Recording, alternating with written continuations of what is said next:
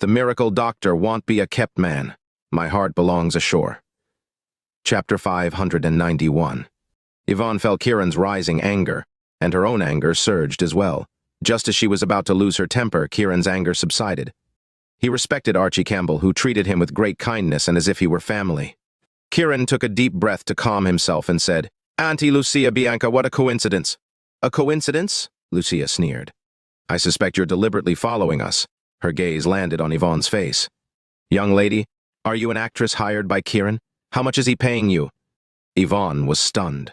"An actress?" Lucia waved dismissively at Yvonne. "You don't have to say anything. I know you have an arrangement with Kieran." Her gaze turned back to Kieran. "Kieran, even if you wish to marry Bianca, there's no need to go to such lengths, is there? Hiring a woman to pretend to be your girlfriend might look good because she's pretty, but it's a poor choice. Look at her. She's sickly. How can you compare a sickly person with our Bianca? Our Bianca would never fancy you, let alone marry you. And as for your hopes of getting our family's wealth, that's even more of a pipe dream." Lucia ranted at Kieran like beans exploding in a pan, mistaking Yvonne as a girlfriend Kieran had hired. Kieran listened to her speech, feeling helpless and amused at the absurdity of the situation. How could she mistake Yvonne for a pretend girlfriend? What kind of emotional intelligence was this? What kind of IQ? Kieran felt a certain helplessness toward this mother and daughter duo. Yvonne found the situation amusing. She hadn't expected such presumptuous behavior from this mother and daughter. The mischief in her stirred, and she swung Kieran's arm playfully, calling out sweetly, "Husband!" Kieran didn't respond. "Ha!" Lucia sneered again upon hearing this. "Husband!" Yvonne called out again, then stretched out 2 fingers to Kieran. $100 per call, so 2 calls make 500. Kieran was stunned, not sure what she meant. "Hey," Lucia laughed coldly. "Kieran, you really are putting on a show." She turned to Bianca. "Did you see that? Kieran, in his pursuit of you, has started hiring women to act, pretending to be his girlfriend, trying to make you fall for him. It's utterly fake." Disgust and disdain were written all over Bianca's face. Kieran finally understood the situation and wanted to explain it, but he was interrupted. "Sir, here are the clothes you asked for." The shop assistant brought over 3 cotton clothes. Yvonne didn't even look at them but simply pulled out a bank card and said, "Payment." The shop assistant was taken aback. This woman didn't ask for the price or try them on before buying. However, the shop assistant was delighted. Money not earned is a fool's game. She took the card and said, "All right, ma'am." She quickly grabbed the POS machine for the card swipe and handed it back for Yvonne to enter her PIN. After Yvonne entered her PIN and made the payment, she picked up the clothes. "The money you gave me today was just enough. Thanks." She kissed Kieran on the cheek and then extended her fair, jade-like hand. "According to the agreement, that's another $1,000. Kieran was speechless. This woman was putting on an act to deceive Lucia and Bianca. "Kieran, you actually found this kind of woman to put on a show. That's utterly disgusting. Get lost."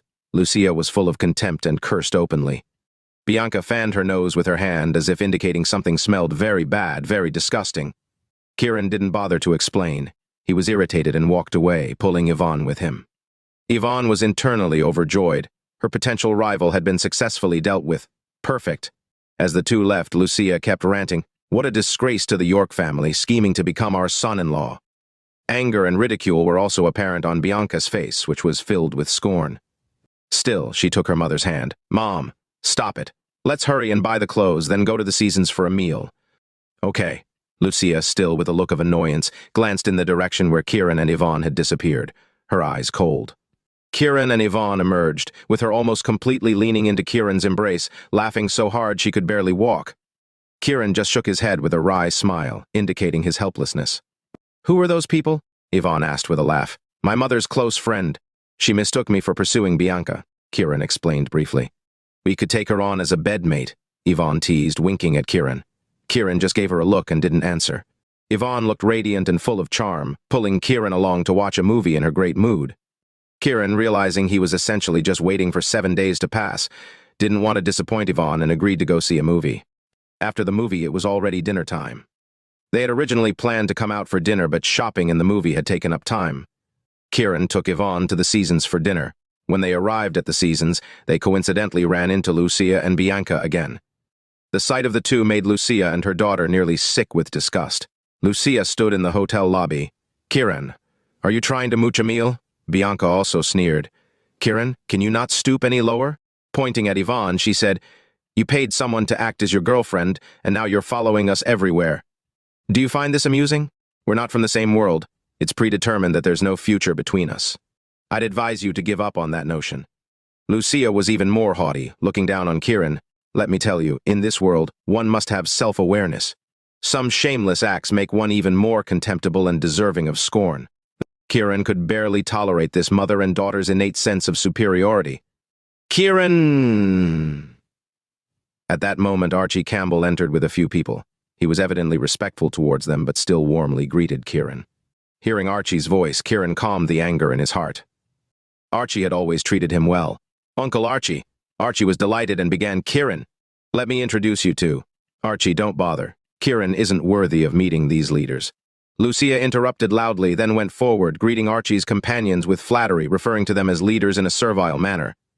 Kieran listened to the introductions, realizing why Archie was so respectful towards them. He also gained more respect for Archie. Even under these circumstances, he was still sincerely treating Kieran like family. Suddenly remembering that the Seasons was a Sutton family property, Kieran had a thought and said, "Uncle Archie, let me treat you to dinner tonight." Chapter 592.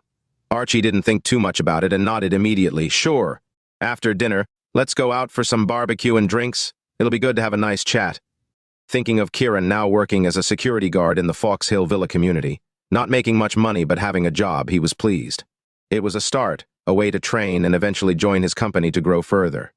He was very happy about Kieran's invitation to dinner, appreciating the gesture, but of course, he didn't want Kieran to spend money. "Humph," Lucia scoffed. "Archie, you're really something. For this kid, you're actually going to eat at a roadside barbecue. Why don't you go to a food stall? It would save even more money." "Not going," Bianca shouted out. "Kieran, if you want to treat, wait until you can afford to do so here at the Seasons," Lucia sneered disdainfully. "You probably won't have the chance in a lifetime," Lucia jeered mockingly. The leaders who came with Archie displayed mocking smiles, clearly looking down on Kieran and even feeling embarrassed at the thought of dining with him. Just then, the manager of the Seasons came down from upstairs, walking towards Kieran. Seeing the manager, knowing this was a Sutton family property, the leaders stepped forward, reaching out and greeting. "Manager Zhang, hello." "I am." Manager Zhang didn't shake hands or greet them, not even sparing them a glance, and headed straight to Kieran with a bow. "Mr. York, hello." "Mr. York?" The leaders, all smiling, were completely taken aback by this. One of them couldn't help but ask, "Manager Zhang, are you mistaken?" Manager Zhang turned and glared at him, causing the man to quickly shut his mouth. Turning back to Kieran with a smile again, "Mr. York, the Crown Restaurant has been prepared for you." Before Kieran could speak, Manager Zhang had already taken the initiative. The Crown Restaurant?" Lucia stuttered, looking at Manager Zhang. Not just her, but everyone present was stunned. Even Archie looked at Kieran. Kieran nodded with a smile. "Uncle Campbell, I'm treating your family to dinner at the Crown Restaurant today." "Kieran, are you sure?" Archie was somewhat incredulous. "Kieran, how much did you pay Manager Zhang to act this out with you?" Lucia still didn't believe it, shouting angrily, "Mr. York, hello!" The leaders who had looked down on Kieran just moments before now came forward to shake his hand enthusiastically. Lucia's query was outright ignored. Kieran knew these leaders had realized his status wasn't ordinary, in particular, his position in the hearts of the Sutton family members. He smiled and shook hands with them, then gestured towards Archie. "This is my Uncle Campbell, just like a real uncle to me." The previously arrogant leaders suddenly became incredibly warm, rushing to shake hands with Archie. "Director Campbell, you should have mentioned you had such a wonderful nephew sooner." "Right. We've been old friends and you kept it a secret? You'll definitely have to take a penalty drink for this today." Archie, looking at the leaders who now seemed overly familiar, had a moment of clarity. The Seasons was a Sutton family enterprise, and the Crown was a personal restaurant of the Sutton family. Manager Zhang's respectful greeting to Kieran and the preparation of the Seasons restaurant for him indicated Kieran's standing with the Sutton family. These leaders saw Kieran's status through his connection with the Sutton family. While Archie didn't know the exact nature of Kieran's relationship with the Sutton family, he felt happy for Kieran. Having such a powerful backing not only benefited Kieran but also reflected well on himself, smiling as he shook hands with the leaders. "Kieran is like my own nephew, young, handsome, and dignified. He's destined to be a great man. Congratulations, Director Campbell, for having such a fine nephew." The leaders praised Archie, their glances straying towards Kieran, curious about his relationship with Gordon Sutton. "Mr. York, please," Manager Zhang bowed respectfully and led the way. Uncle Campbell, esteemed leaders, please. Kieran, in turn, showed great respect to Archie. The leaders found themselves even more puzzled by Kieran. Archie's fondness for Kieran deepened as he invited the leaders to go ahead. Kieran followed with Yvonne. Lucia and Bianca trailed behind them. Lucia muttered quietly at Kieran's back. "Just wait until you embarrass yourself in a moment?" Kieran didn't respond, just smiled. Yvonne's face, however, was full of playful smiles, curious if the hotel and the villa she stayed in were provided by the same family. Soon, they arrived at the Crown.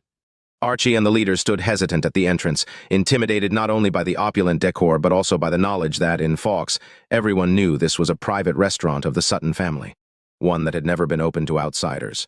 Today, they were fortunate enough to enter, yet they lacked confidence, fearing the Sutton family's disapproval. However, the service staff had already started serving dishes, all top specialty items from the restaurant. The table was set with various spirits like Mao Tai, Wuliangje, and a variety of wines, including Lafite. "Mr. York, we have everything prepared here. If you need anything, just let us know, and I'll have it arranged for you," Manager Zhang said with a humble smile, looking very pleased. Seeing all this, Kieran was satisfied and turned to Archie and the other leaders. "If anyone needs anything else, just let me know." Everyone was inwardly astonished at Kieran's eminent status within the Sutton family and quickly shook their heads. "No, no." "I do," Lucia suddenly shouted out loud. "Please, feel free to speak, Auntie Lucia," Kieran said with a smile.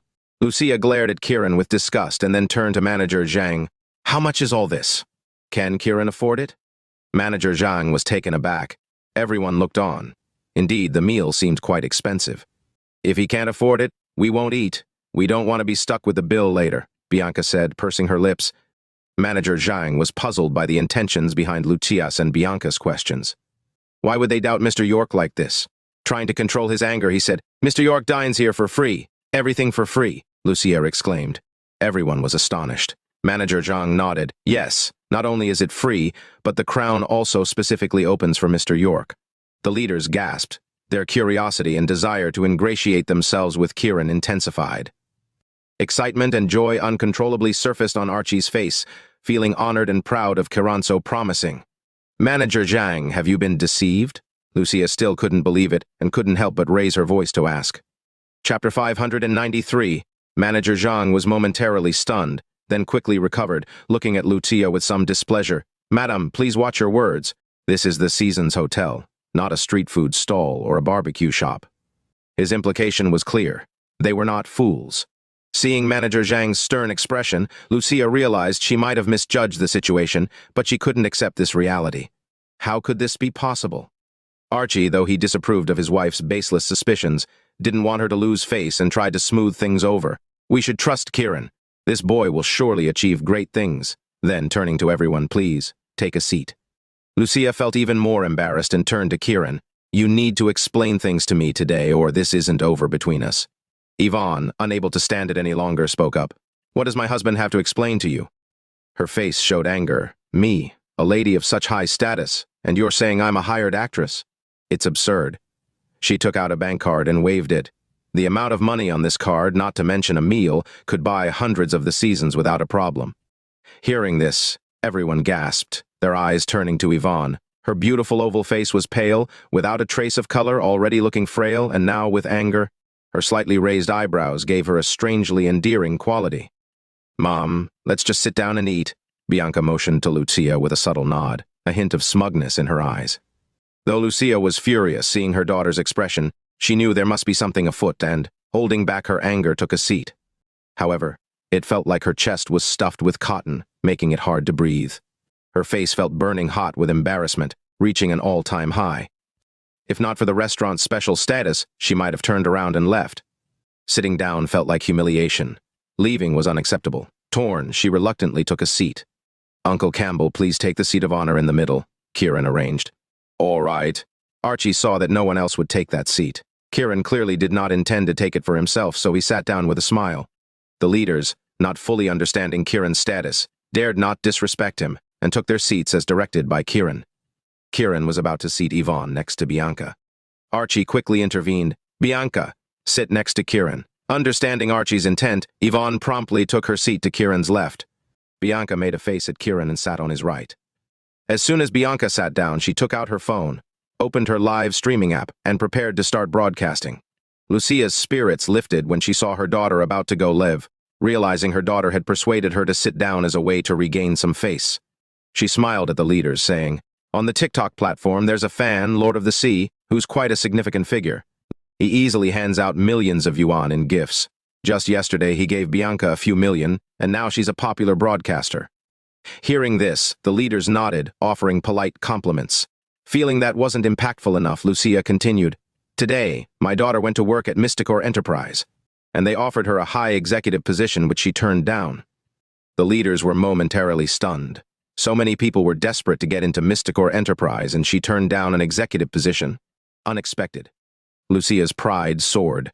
An executive position at Mysticor Enterprise, the salary is just so-so. My daughter earns millions a day from streaming, which matches several years, even a decade of working. What's the point of a job? After speaking, she glanced at Kieran, implying that if he could eat here, he was just a security guard. Besides, this place won't let him eat for free forever. Mom, stop talking. I'm about to start the broadcast. I believe many people are curious about the Crown Restaurant. It will surely attract a lot of fans, Bianca said, eager to begin her live stream. To showcase her charm, she deliberately looked at Yvonne, haughtily announcing, "My live stream room number is." She then turned to the leaders. "Feel free to check it out." The leaders, curious and seeing Kieran remaining silent and unable to start their meal, ventured into her live stream room out of curiosity. Archie tried to initiate the meal a few times, but seeing Kieran also holding a phone, seemingly watching the live stream, he remained silent. Bianca faced the camera, waving and acting cute. "Hello, everyone. I'm Bianca Campbell, meeting with you all again. Today, I'm broadcasting live from the Crown Restaurant at the Seasons Hotel in Fawkes." She paused there, intentionally leaving a gap for her fans to react. Her fans didn't disappoint her, quickly commenting, "The Seasons is said to have an average spending of over 3,000 yuan. Bianca is really a big spender. The Crown Restaurant at the Seasons is rumored to be the Sutton family's private restaurant in Fawkes. Is Bianca a distinguished guest of the Sutton family? Bianca is really something. Can you introduce me to someone from the Sutton family?" The fans' comments elevated Bianca's status sky high. Lucia felt triumphant, her face beaming with joy, turning to Yvonne. "You're so rich and think you're so beautiful. Why don't you go live now and see if Lord of the Sea will reward you?" Yvonne, unaware that Kieran was Lord of the Sea, replied with a calm smile, "Millions don't catch my eye. I'm not in the mood to please others." Turning to Kieran, "If I had that time, I'd rather make my husband happy." However, she added, "You've been live for a while now. Why hasn't Lord of the Sea rewarded you yet? Seems like they're not a true fan. Otherwise, they'd always keep an eye on your updates." Yvonne's words weren't sharp or loud, but they were stimulating and penetrating, sounding very mocking to Bianca, especially considering her friend request to Lord of the Sea was not accepted. Not wanting to be outdone, Bianca coldly retorted, "This broadcast is just for fun. Our family is also wealthy. We don't care about such small money." "Of course," Lucia supported her daughter. While Bianca said this, she was inwardly hopeful, wishing for Lord of the Sea to appear soon to give her face. She began to broadcast energetically, focusing the camera on the exquisite dishes and expensive wines, hoping to draw her fans' attention and entice Lord of the Sea to reward her. Kieran was busy chatting with Starly White on his phone and had not entered the live stream or thought about rewarding Bianca. Half an hour passed and Bianca's face fell as Lord of the Sea did not appear. Chapter 594. Lucia, dissatisfied, speculated, "Probably asleep." Nowadays, young people have their days and nights reversed. Archie's expression also darkened, feeling that this mother-daughter duo was not focusing on what mattered. He turned to Kieran with a smile. "Let's eat." Just as Kieran was about to agree, Yvonne chuckled. "Does Lord of the Sea even exist?" "What do you mean? What do you mean by that?" Lucia snapped as if her tail had been stepped on. "Nowadays, some people would do anything to promote themselves. Who knows what they might do?" Yvonne looked at Bianca, who was still enthusiastically performing for the camera, with a smirk. "Your family is wealthy. So you wouldn't be creating your own hype, would you?" "It's not self-promotion. There's a live stream room called Guardian of Starry Dawn's Love, where Lord of the Sea has made multiple donations," Bianca explained, worried about being misunderstood. "Guardian of Starry Dawn's Love?" Yvonne muttered, searching and entering the room. She indeed saw Lord of the Sea on the donation list, but also quickly noticed donations in Dreams of Kieran and Snow. Dreams of Kieran and Snow. Kieran and Snow Xander. Yvonne's lips curled into a smile, glancing at Kieran. Kieran, feeling her gaze, nodded slightly. Yvonne confirmed it was Kieran, almost bursting into laughter. It turns out Kieran had once supported Bianca, who was now arrogantly boasting in front of him, completely oblivious. How ignorant. Suppressing her urge to laugh, Yvonne remained silent.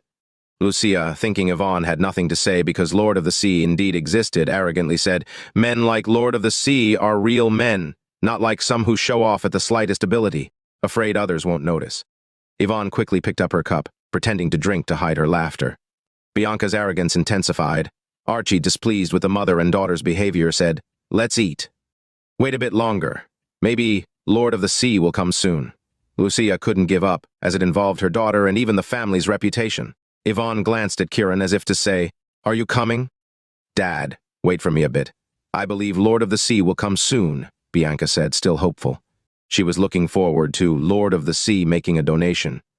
If he did, it would not only be a slap in the face for Kieran and Yvonne, but also prove Lord of the Sea was her fan, and she would really hit the jackpot. You never focus on the right things?" Archie couldn't hide his displeasure. "What do you mean by no right things?" Lucia murmured. Not wanting to embarrass Archie, Kieran took out his phone and sent Bianca 520 piercing arrows. After sending, he exited the live stream. Bianca Campbell, initially on the brink of disappointment, froze as she stared at her phone screen. "Daughter, what's wrong?" "Mom, look at the live stream," Bianca shouted to her mother. Lucia quickly opened her phone, entered the live stream, and saw the screen filled with the animation of piercing arrows being fired.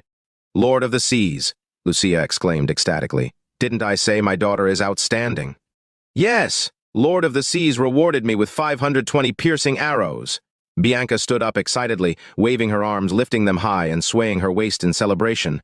Archie, though still visibly displeased by the lack of seriousness, felt a sense of pride. Not everyone could receive such generous rewards. Considering the rumors about female broadcasters resorting to selling themselves for rewards, Bianca's encounter with Lord of the Seas seemed rather decent. "Let's eat. Let's not talk about this anymore." Archie wanted to avoid embarrassing Kieran and ushered everyone to start the meal. Everyone nodded and began eating, with Lucia wearing a smug look on her face, considering it a prestigious affair. Kieran didn't expose the truth, treating it as if the money went to Archie. Yvonne found the whole situation amusing and occasionally glanced at Kieran, finding the event quite interesting. Throughout the meal, Archie wanted to praise Kieran, but Lucia used her daughter Bianca's live stream and Lord of the Seas to undermine him. Kieran, facing his own indirect criticism, remained silent with a smile. Fortunately, since Kieran was dining there, everyone wanted to ingratiate themselves with him or at least understand his relationship with the Sutton family, so they were all quite polite. After the meal, Kieran left with Yvonne. Archie saw off the guests and got into the car. Lucia drove away, laughing heartily. "What are you laughing at?" Archie asked, puzzled. Lucia couldn't help but laugh. "You'll never get to marry Bianca off to Kieran now." Archie frowned. "What do you mean? Don't you hear how Yvonne kept calling him husband? They're a real couple." Archie, recalling how Yvonne was so affectionate and obedient to Kieran at the dinner table, fell silent. "Anyway, I wouldn't marry him either," Bianca sneered. "What do you mean?" Archie was displeased. "Is it because of Lord of the Sea?" "That's not it," Bianca retorted. "Today, in front of the Mysticor Enterprise, Kieran forced Charlie Grant to publicly castrate Felix Grant." "What?" Archie exclaimed. Lucia glanced at Archie through the rearview mirror, scoffing. "That's nothing. Kieran even claimed he'll wipe out the Lions Club in 7 days." "Nonsense." Archie, thinking of the Lions Club's strength, sobered up instantly. Lucia braked sharply, turning to Archie in anger. "Nonsense. Everyone heard it. If you don't believe it, go and ask around." "What's gotten into Kieran?" Archie worried. "An idiot. That's what," Bianca mocked coldly. Archie remained silent. He couldn't verify the truth of the matter, but he knew the Lions Club was formidable, and it was unlikely anyone could challenge them, let alone Kieran alone. He tried calling Kieran, but his phone was off. Lucia turned to Archie. "You need to keep your distance from him now, or you might get us all killed." Archie, tipsy from the alcohol and distressed by the shocking news, got out of the car without looking and accidentally bumped into a young man. "Are you blind?" The young man cursed and, in a rage, punched Archie. "I'll kill you, old man!" Archie, regaining his senses, tried to ask, "Why are you hitting?" "What if I kill you?" The young man, even more aggressive, kept hitting Archie until he fell to the ground. Lucia and Bianca finally reacted, screaming as they got out of the car. As Lucia was about to speak, the young man's gaze fell on Bianca, his face breaking into a lecherous grin. "Bro likes you." Chapter 595. As soon as the young man finished speaking, he lunged at Bianca. Lucia instinctively moved to protect her daughter, shouting, "Get away from me! Step aside, you old fool!" The young man brutally pushed Lucia away with force. Thud! Lucia's body stumbled backward, her back slamming heavily against the car. She cried out in pain, instantly becoming paralyzed and unable to move. "Run, Bianca, and call the police!" Lucia weakly yelled. Initially frozen in fear, Bianca tried to flee but found her legs unresponsive and immobile. "Run?" The young man, with a sleazy smile on his face, taunted. "In this city of Fox, no one I've set my sights on can escape. Ha ha." The young man laughed loudly, lunging at Bianca once again. "Help me!" Bianca screamed in panic, covering her head with her hands. Screech. Just then, a taxi pulled over and its door opened. A shadowy figure rushed out, sweeping Bianca into their arms. The young man's hand, which was about to touch Bianca's chest, grasped at thin air. Before he could even react with anger, his hand was seized, and the sound of bones cracking echoed. "Ouch!" The young man screamed in agonizing pain, clutching his broken hand and howling on the ground. "Kieran!" Bianca, seeing that her rescuer was Kieran, cried out in shock. "Scram!" Kieran delivered a kick to the young man's abdomen, sending him flying. Letting go of Bianca, Kieran quickly ran to the side of Archie Campbell, who was unconscious, to check on him. Archie had been drinking. Coupled with the young man's assault, this led to a hypertensive crisis, and he lay on the ground, teetering on the brink of fate. Kieran pulled out acupuncture needles and swiftly administered several punctures to stabilize the condition. He then turned to look at Lucia. By this time, Lucia had managed to stand up using the car for support. "Kieran, don't touch your Uncle Archie. You're just trying to rob or kill him." Turning to Bianca, quickly, call for an ambulance. Bianca, regaining her composure, hurriedly made the call. "Auntie Lucia, let me check your injuries," Kieran offered, wanting to help. "Don't you dare touch me," Lucia shouted angrily. "Your spine is dislocated. It needs immediate attention." Kieran attempted to step forward to help. "Kieran, what, you want to lay hands on me now?" Lucia shouted back in anger, misunderstanding Kieran's intentions, which left him feeling helpless. He could only turn his attention to the young man with the broken hand. "You dare touch me, you're looking to die," the young man on the ground shouted angrily at Kieran. "Me, wanting to die?" Kieran squatted down, looking at the young man, and lightly patted his face. "Who's backing you up?" The young man was taken aback, not expecting Kieran to ask so directly. Most people would wait for him to boast about his connections. "I'm with the Boiling Bar." "You've injured me today. Wait for our brother Wayne to wipe you out." "Boiling Bar?" Kieran scoffed. "Yes," the young man said arrogantly. "Kieran, don't go to the Boiling Bar. It's property of the Lions Club," Bianca, who had just hung up from calling, warned. "Lions Club property?" Kieran chuckled, patting the young man's face again. "Is that right?" "Yes." The young man became even more confident. Kieran pulled the young man up, turning to Yvonne. "After Uncle Archie and the others have gone to the hospital, come find me at the Boiling Bar." Yvonne nodded, understanding she was to protect them. Kieran then turned to Bianca. "The acupuncture needles I placed in Uncle Archie's forehead can't be removed." Looking at Lucia, he continued, "You have a dislocation between the 7th and 8th vertebrae of your spine, which needs immediate treatment, or the consequences will be dire." "You talk as if you're some kind of miracle doctor," Lucia scoffed in disbelief. Kieran didn't bother to explain. He took the young man and boarded the taxi they arrived in, directing the driver to the Boiling Bar. The driver, upon hearing the destination and seeing the wailing young man, went pale and his hands trembled as he drove. Arriving at the Boiling Bar, the driver didn't even ask for payment before speeding away. Kieran dragged the young man inside. Upon seeing the bar, the young man regained his confidence, shouting to the security at the door, "Quick, call Brother Wayne, someone broke my hand." "Billy?" A security guard recognized the man in Kieran's hold. "It's me," Billy cried out. "Damn, someone dared to mess with Brother Billy." The 3 guards at the door cursed and charged. Kieran swung Billy around, hurling him at the charging security guards. With a series of thuds, 3 guards were sent flying. Billy and the 3 guards screamed in agony, their plight miserable. Especially Billy, who was already in excruciating pain from his broken wrist, now used as a tool, felt even more aggrieved. Kieran didn't care about their well-being, dragging Billy further inside. It was night, the bar's busiest hours, filled with men and women dressed provocatively, immersing in the beauty and passion of the night. Kieran, dragging Billy in, went unnoticed. "Now scream," Kieran said, dropping Billy on the ground. "Brother Wayne!"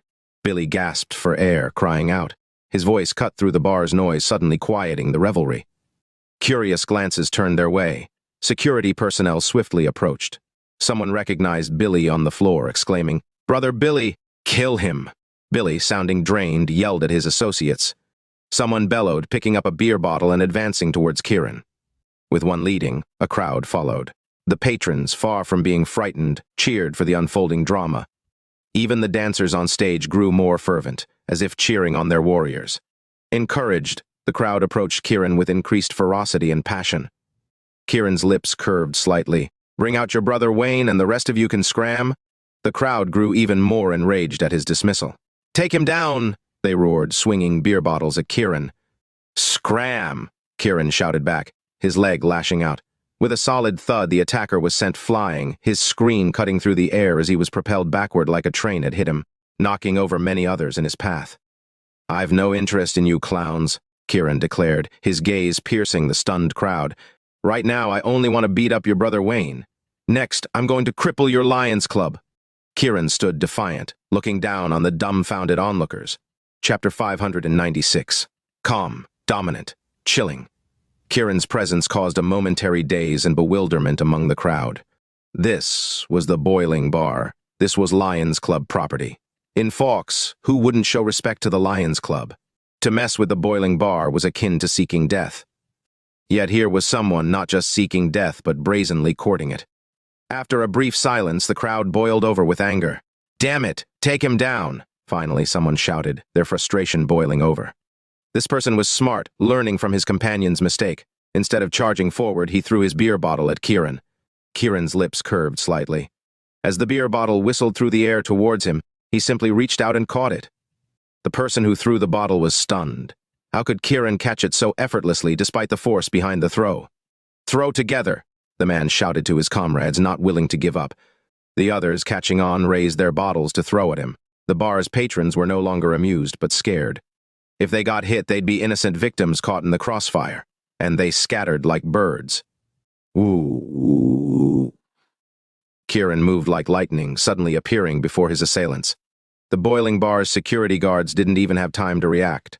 Their bottles, raised but not yet thrown, were still in hand when they found Kieran's silhouette flashing before their eyes, followed by the thudding sound of his fists connecting.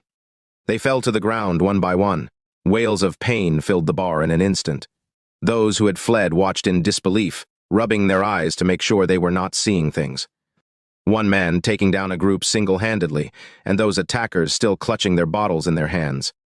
Was his speed like lightning? Was his strength like a superhero? Crash! The sound of a beer bottle shattering on the ground made everyone jump, their eyes darting towards the source. It was Kieran who had smashed the bottle onto the floor. With a slight arch of his brow, he turned to the visibly shaken barmaid. "Tell your brother Wayne to come here right away." The barmaid's legs turned to jelly with fear. Thankfully, with many people around, someone began dialing a number. The once noisy bar fell silent. Even the DJ stopped speaking, the music ceased, and the dancing girls paused their performances. All eyes were on Kieran. One man had captivated the entire venue. One man had stunned everyone. Handsome, arrogant, but undeniably formidable. Damn! A man's curse broke the silence, followed by a flurry of footsteps from upstairs. The crowd tensed, their gazes shifting up as dozens of men, armed with bats, stormed down the steps. Leading them was a tall, bald man, Brother Wayne, Brutus Wayne himself. "Brother Wayne, avenge us!" Billy, lying on the ground, cried out loudly for help. Brutus Wayne ran his hand over his bald head, his thin lips parting as his eyes, filled with rage, fixed on Kieran. "The hell are you?" he spat. "The one who trashes places," Kieran replied, his tone nonchalant. "Aye." Brutus was nearly apoplectic with fury at Kieran's audacity. "Kid, kneel and beg for mercy right now, and I might just leave you a whole corpse," Brutus snarled, his eyes gleaming viciously. Kieran internally scoffed at the remark, a disdainful sneer in his heart. Truly an arrogant and domineering figure, but even the mighty fall before him. Pointing to the men on the ground, he retorted, "They were all taken down by me." "Who do you think is begging?" "I think you're damn well asking for it." "Kid, you might be tough, but you're going down today," Billy shouted from the ground. The others, sprawled out and defeated, joined in. "These are the elites of the Boiling Bar. You're as good as dead. Don't hold back, guys. Kill him. Break his arms and legs, then feed him to the lions." Brutus waved his hand, signaling the charge. "Go! Damn!" Dozens of men brandishing clubs roared as they charged at Kieran. With a slight smile, Kieran stepped forward to meet them. The first to reach him swung his rubber bat viciously towards Kieran's head. Kieran, without dodging, grabbed the bat with a snap, then kicked the attacker squarely in the groin. The man screamed in agony, his body flying backward like a kite without a string, knocking over a row of his comrades in the process. Now armed with the man's rubber bat, Kieran advanced calmly toward the oncoming attackers, swinging it with precision. Each strike landed with a thud, followed by pained howls as men fell one by one. Kieran moved through them effortlessly, as if on a leisurely stroll. Initially, these men had seemed like tigers freed from their cages, ready to devour Kieran in an instant. Unfortunately, they quickly became lambs before a wolf, utterly powerless against him. With a final thump of the bat, Kieran took down the last man standing, leaving only Brutus Wayne standing. His bald head, now glistening with sweat under the light, reflected brightly. His face was a picture of shock, his eyes wide as if seeing a ghost, struggling to comprehend what had just occurred. Whack! Kieran slapped Brutus across the right cheek. Was I bluffing? Brutus screamed in pain. Another slap to the left cheek followed. Did I ask for this? Brutus's cries were pitiful, his body trembling uncontrollably with humiliation and rage burning in his eyes, yet he dared not retaliate. He was afraid of being crippled by Kieran. Kieran addressed the men sprawled on the ground. I said I had no interest in you clowns. Do you believe me now? I said I would beat your brother Wayne to that. Do you believe that? With those words, Kieran kicked Brutus in the groin. Brutus clutched himself as a mix of yellow and red fluid leaked out, and he was sent flying onto the bar counter. He twitched twice, but did not get up. He had been thoroughly defeated, his fifth leg crushed. The room was filled with fear, silence, and shock. Kieran was formidable. Kieran was terrifying. What are you? Brutus managed through his pain, looking at Kieran with a mix of defiance and disbelief. You'll know when I cripple your Lions Club. Kieran looked at the frightened bar girl. Call them. Chapter 597. Arrogance, that word is simple to write. Many have seen arrogance before, but the arrogance displayed by Kieran they had never encountered. Crippling these men was shocking enough, and now he even dares to call on the Lions Club for a further challenge, something beyond anyone's wildest dreams. Brutus, seething with extreme irritation, grabbed a phone. Kid, you're looking for death, I'll grant it. He found a number, dialed, spoke briefly to the other end, and then hung up with a snap. Finding some solace, his gaze turned icy as a smirk of rekindled hope spread across his face. You've got guts! I'll make sure you don't die an easy death. Kieran paid no heed. Instead, he found a table and sat down with his back to the entrance, as if the men he had beaten were invisible or simply did not exist. In less than 20 minutes, a series of footsteps approached the entrance. Leading the group were 3 men, followed by dozens of underlings. Among the 3, the man on the right, upon seeing the havoc, cursed loudly. Damn! Who the hell did this? President Kragar, you must avenge our brothers. Brutus turned towards the man, his cries filled with humiliation and frustration. Brutus, who the hell wrecked our place? President Kragar, while cursing, scanned the room. Him! Brutus pointed at Kieran's back. President Kragar had already locked onto Kieran through the eyes of others. Damn! Kill him! Without asking further, President Kragar ordered. The man, standing in the middle, looking at Kieran sitting with his back to them, suddenly felt a sense of familiarity, his gaze fixed, not shifting. Another bunch of nobodies. What a waste of time. Kieran, without turning, spoke, his voice dripping with impatience and disdain. The man in the middle felt as if his acupoint had been struck. However, President Kragar, unaware of his reaction, instead shouted to those he brought, Beat him to death! Right, the crowd responded, grabbing their clubs and rushing forward. Some already started hurling insults. Damn! Fool doesn't know what's coming. Daring to cause trouble on our Lions Club's turf? Let's see you dead. Today, we'll break you into pieces, then take you back to feed the lions. Brutus, lying on the ground and clutching his groin, yelled at them, Crush his balls for me. Only then did the crowd notice Brutus' pitiable state. Their anger intensified. Don't worry, we've got this. Their shouts grew louder, their charge faster, and the fury in their eyes fiercer. But just as they closed to within 3 meters of Kieran, the man in the middle came to his senses and bellowed, Stop! With a whoosh, he sprinted towards Kieran. President Kragar's men, their blood boiling with excitement and ready to attack Kieran, heard the shout but couldn't stop in time. Bang, bang, bang! The clubs came down. The man who ran over swung his arms, his body darting, blocking all the attacks but getting hit hard himself. Yet he didn't fall. Instead, he roared again. All of you, back off! The crowd, realizing they had just attacked one of their own, froze, standing dumbfounded, unsure of what just happened. Coming to his senses, President Kragar looked at the man who had intervened. "President Halpern, what are you doing?" "If you don't want to die, Clive Kragar, come over here and apologize right now," he said. President Halpern was David Halpern, the president of the Sacred Lions Club. The scene witnessed today in front of the Mysticor Enterprise, especially seeing Charlie Grant castrate his own nephew, highlighted just how fearsome Kieran was. How could David Halpern not be afraid? "President Halpern, what is this about?" asked the man who had been standing to David Halpern's left. This man was Roger Hume, the president of the Golden Lions Club. David Halpern's usually scholarly face was now flushed red, showing a grim shade of anger. It was a disgraceful situation, yet Kieran was not someone they could afford to provoke. "Kieran York!" David Halpern didn't respond to Roger Hume's query, but instead addressed Kieran with respect. "Is that Kieran York?" Clive Kragar verified in shock. Roger Hume's face also turned pale. Now, the name Kieran York made the Lions Club tremble. Kieran had already turned around, and seeing David Halpern covered in bruises, standing there respectfully, he smiled disdainfully. "So, it's you, the pretty boy?" Those words seemed surreal to the Lions Club members, including Clive Kragar, as they all turned to look at David Halpern. Despite being just a branch president of the Sacred Lions Club, his status was significantly higher than theirs and respected by many. David Halpern was known for his fair complexion and gentle appearance, thus earning a reputation for his good image. The term pretty boy had been used before, and the person who used it disappeared without a trace. That person's family even found an extra dish at their table: a tongue. Unexpectedly, Kieran publicly called David Halpern pretty boy, a severe humiliation that took everyone by surprise. However, the furious reaction they expected from David Halpern never happened. Instead, he responded with a smile. "Mr. York." David Halpern also signaled to Clive Kragar and Roger Hume to come forward and greet Kieran. Despite feeling humiliated, Clive Kragar, having heard about the day's events and knowing Kieran's formidable strength, was uneasy seeing his own people beaten so badly. He took a deep breath, suppressed his anger, and stepped forward to greet. "Mr. York." "Mr. York." Roger Hume also quickly greeted, secretly deciding never to offend Kieran. As for the grudges and hatred between the Lions Club and Kieran, that was for their boss to handle, not their jurisdiction. The three men were solely interested in survival. The already tense atmosphere became even more oppressive, with many eyes on Kieran, unsure of his identity. Kieran glanced at the Lions Club members, confused as to why they hadn't approached yet. "Why aren't you coming up?" "I said I'm going to cripple your Lions Club. Do I need to take action myself now?"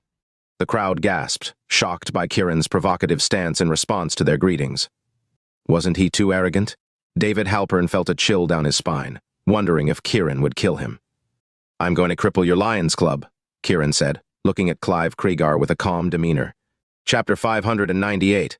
Clive Kragar felt as though his chest was stuffed with cotton, making it difficult to breathe as he watched Kieran York, feeling wronged yet unable to express his anger. Whack! Kieran raised his hand and delivered a slap to his face. "Where's that arrogance now? Whack!"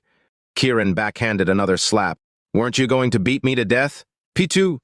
Clive spat out 2 mouthfuls of blood, his cheeks swelling visibly, but he dared not say a word, like a grandson who had been thoroughly chastised. Beside him, David Halpern's lips twitched slightly, his heart even more shocked by Kieran's dominance. But thinking of Kieran's strength, he understood he had the right to be domineering. Those from the Lions Club who had been incapacitated were still lying there, half dead, unsure of what to do next. "Mr. York, can this matter be forgiven?" David Halpern stepped forward to negotiate.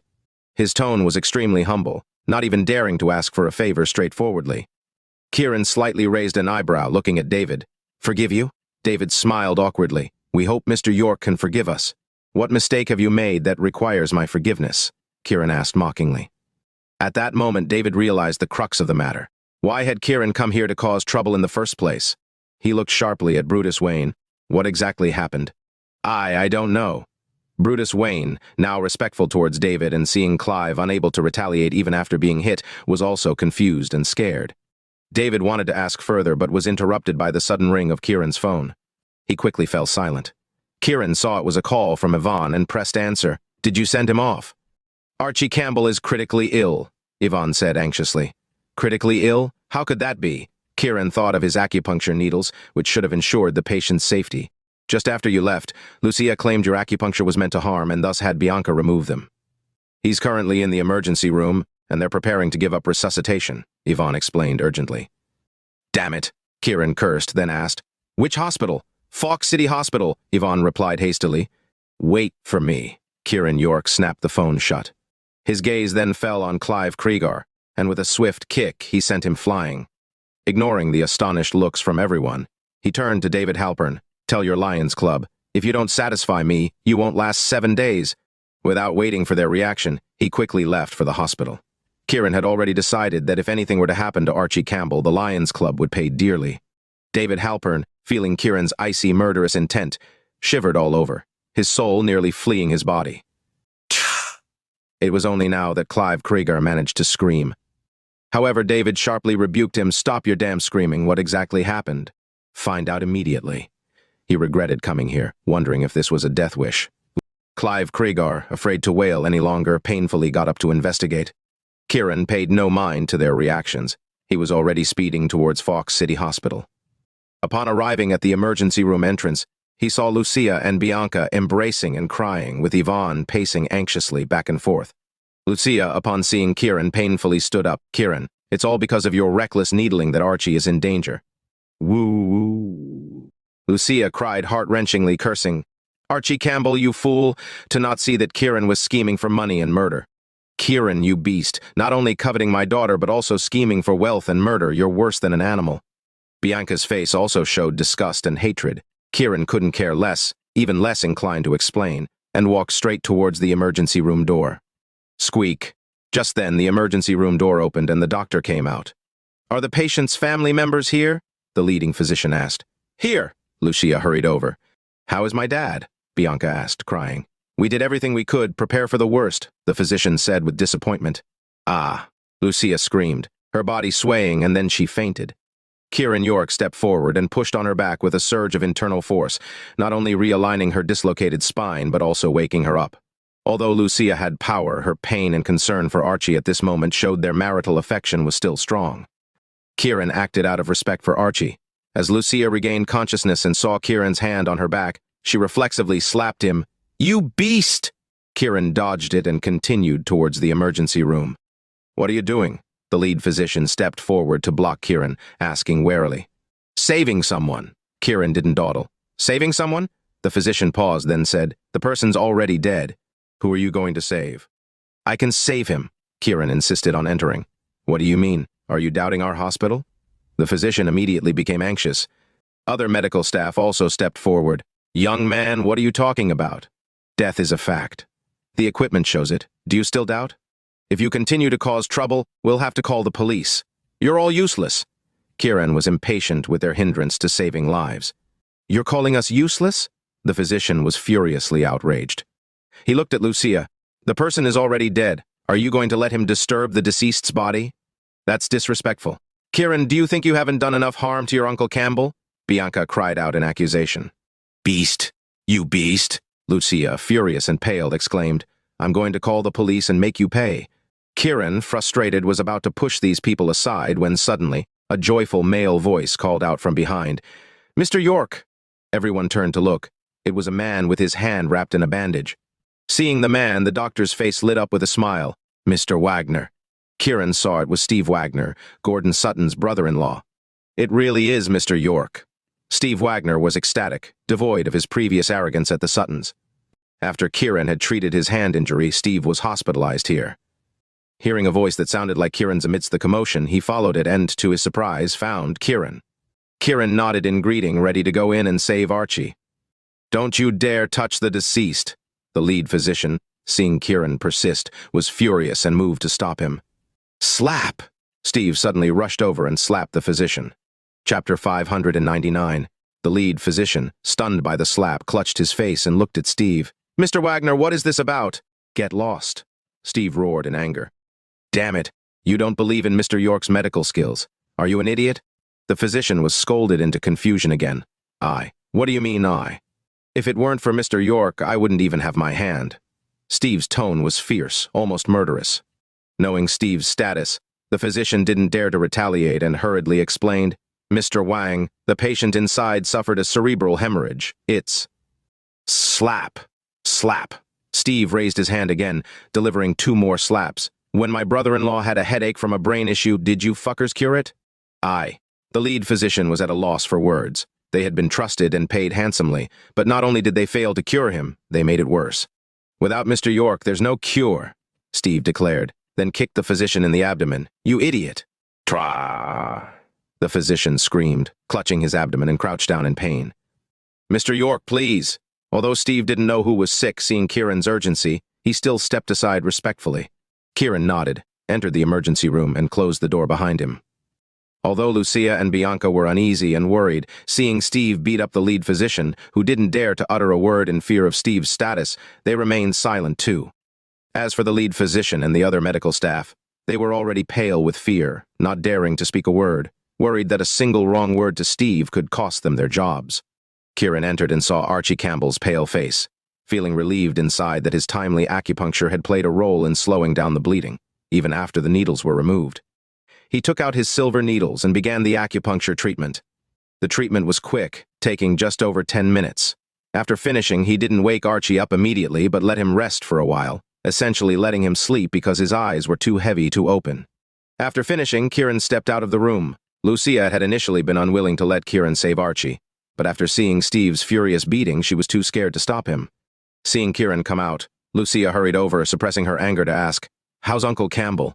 The lead physician, still indignant and distrustful of Kieran, especially seeing him come out so quickly, couldn't believe in a cure and scoffed. How could he be? Probably beyond saving. "Kieran, you didn't kill Uncle Campbell, did you?" Lucia panicked, pushed the door, and rushed in. Bianca ran into the room after her, stomping past Kieran, yelling, "You'll pay for my dad's life." The lead physician, eager to expose Kieran as a medical fraud, also rushed in to prove the patient was beyond saving. The other medical staff also wanted to see the outcome and followed suit. Steve looked at Kieran, supportive but uncertain about the treatment's outcome. Just then, the sound of equipment came from inside. However, it wasn't an alarm sound, but the sound of it working. "The patient has a heartbeat," one staff member exclaimed. "The patient's blood pressure is normal," another reported. "The patient's vital signs are recovering," continued another. The cries of astonishment from the medical staff came one after another. The lead physician stood there as if frozen, truly witnessing a miracle, or rather, seeing a ghost come to life.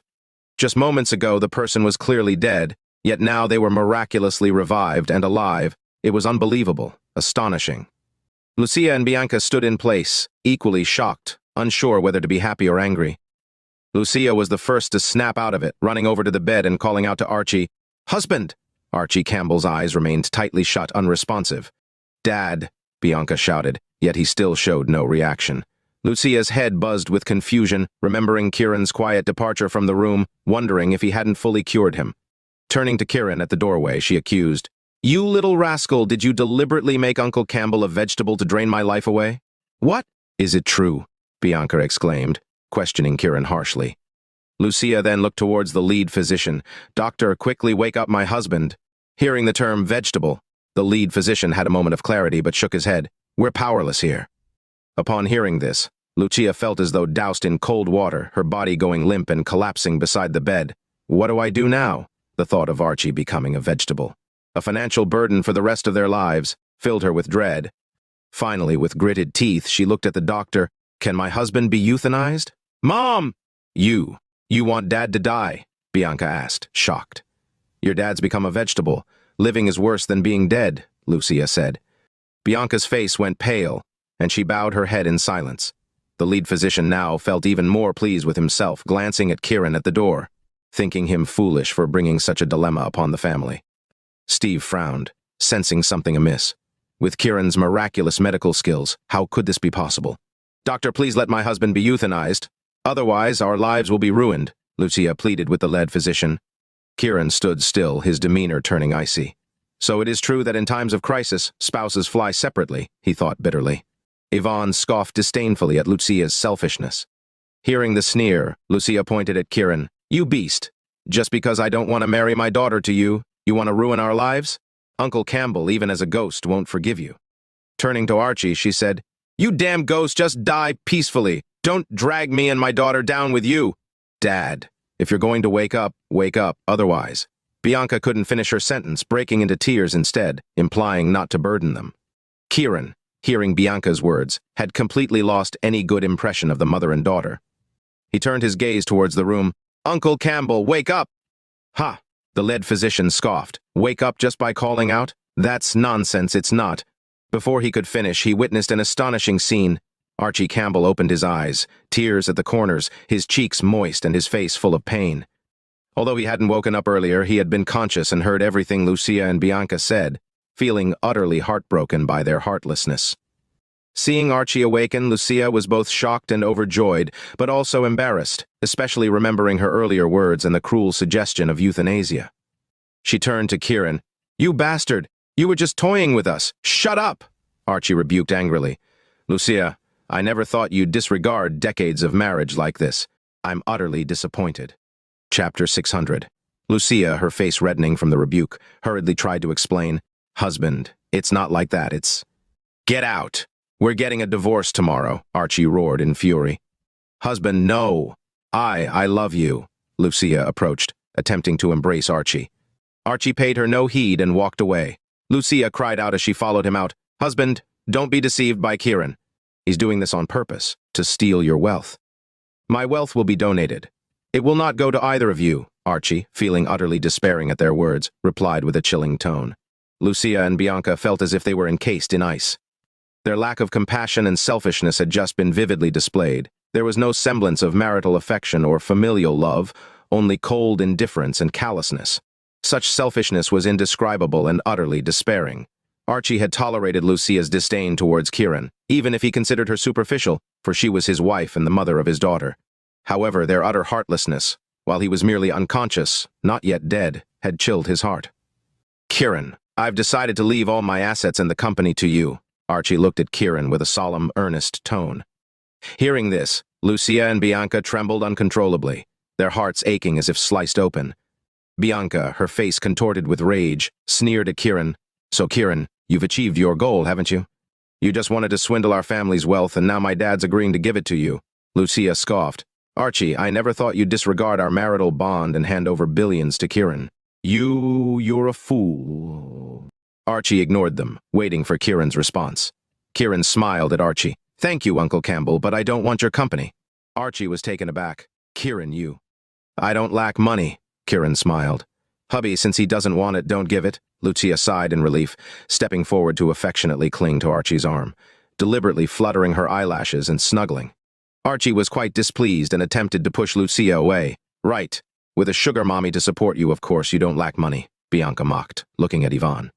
Lucia had an epiphany. "So clever, my daughter." She turned to Kieran with a cold sneer. "You might as well earn your keep with your body. You'll never have access to billions, and neither will the York family." As Archie was about to speak, they heard footsteps echoing down the hallway. A large group of men entered. Leading the trio were David Halpern, Roger Hume, and Clive Krieger, followed by dozens of their men. Archie, recalling Bianca's words about Kieran confronting the Lions Club and even threatening to take them down, assumed these men were here for trouble, possibly seeking revenge against Kieran. He hurried forward, anxious, smiling broadly at the three. "President Halpern, President Hume, President Krieger, good to see you. Kieran is young and naive. Please forgive him." The trio felt their heads spin. Forgive Kieran? Did they look like they had a death wish? Their bodies shrank back, dreading Kieran's wrath. Clive Krieger reacted swiftly, dragging a lackey forward and throwing him to the ground with a thud. The lackey screamed in agony. Archie, terrified, retreated upon seeing the lackey with a broken arm and a bloodied face. Lucia, failing to recognize the assailant as the one who had injured Archie, assumed they were here to avenge themselves against Kieran. She stepped forward with a forced smile. "Gentlemen, it was Kieran who attacked your members, not us. If you seek revenge, direct it at him." The trio exchanged incredulous looks as if facing idiots. David Halpern reacted swiftly, turning towards Kieran and kneeling. Thud, thud, thud! Roger Hume, Clive Krieger, and the dozens behind them all knelt, crying out, "Master Kieran, spare our lives!" Lucia, about to speak, clamped her mouth shut, shocked at the turn of events. Archie, too, stared at Kieran, bewildered and unprepared for this development. Kieran wasn't surprised by their apology. After all, he had made it clear. Act accordingly or face consequences. Especially if Archie had died, their fate would have been sealed. "Apologize to my Uncle Campbell," Kieran demanded coldly. The men quickly turned to Archie, pleading for his forgiveness. Lucia looked at Kieran. "Kieran, if you wish to harm us, just say so directly. There's no need for such schemes." In her view, making the Lions Club apologize was tantamount to courting death. If my uncle forgives them, this matter ends, Kieran stated calmly. Please forgive us, Director Campbell, David Halpern pleaded first. Please forgive us.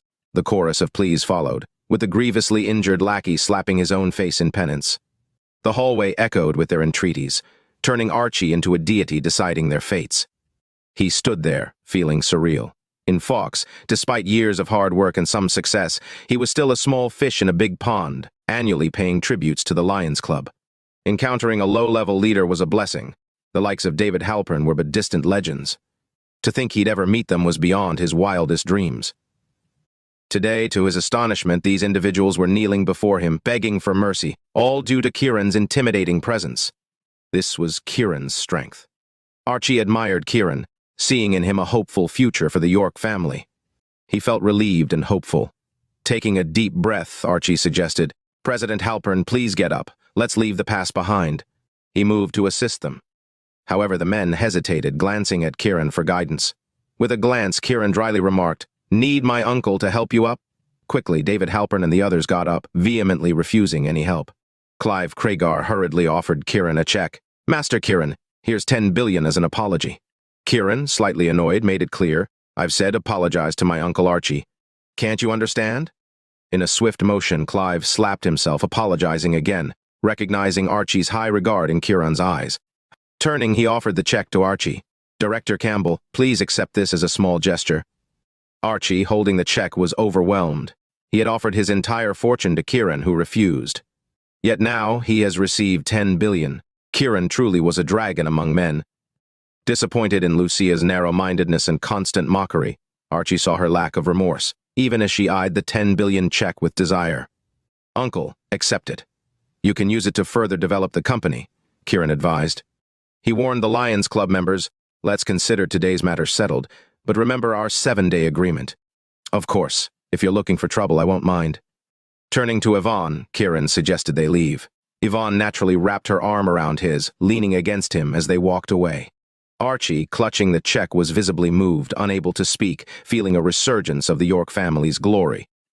Lucia rejoiced at the unexpected windfall, while Bianca felt provoked, seeing Kieran's actions as a slap in the face. Defiantly, Bianca yelled after Kieran, "You'll never surpass me. I am the master of my own fate." Her voice echoed down the hallway, reflecting her resentment and disbelief at Kieran's effortless dominance. Kieran simply smiled at her ignorance, knowing some lessons are learned the hard way.